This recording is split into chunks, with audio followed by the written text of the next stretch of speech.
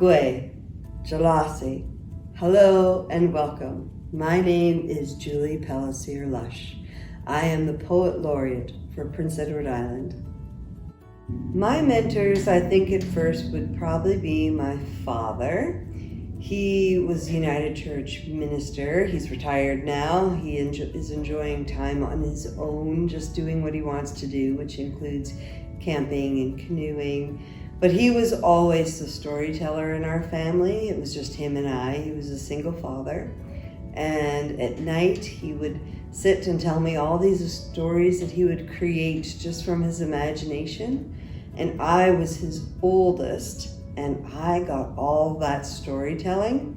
When my younger sisters came into being, he didn't have as much time, so it was a lot of more just reading stories to them. But for him, it was time for us, and he would create these beautiful stories to help teach me things about the big world or what he believed I could achieve. And they always made sure, these stories made sure that I was allowed to become whatever I wanted to be, that if I was like the little mouse in his stories that could save the world, that was my opportunity. And I would never be able to self-doubt because it was in me. And he always created that for me. So he was definitely one of my first and foremost mentors, as well as telling stories.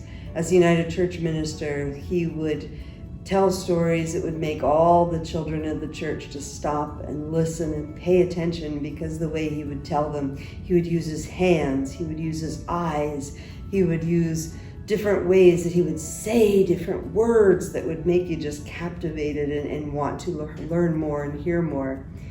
As well as my sister, my older sister, Darlene, she was definitely and always is and will be a mentor for me. She has achieved so many things in her life, and being able to watch her achieving gives me a sense that I have an opportunity to achieve some things as well.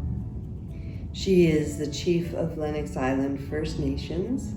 She has received different and numerous awards in Prince Edward Island, as well as regionally in the Atlantic, as well as nationally here across Canada. Her voice is loud and strong, and I look up to her, and she looks after me as a big sister does, to make sure that I don't have to go through all the bumps in the road that she did.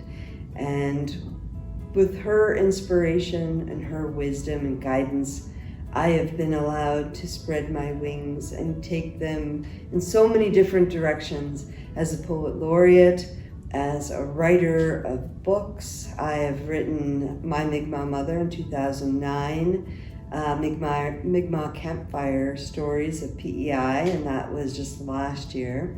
And my next book is coming out in a few months about my poetry.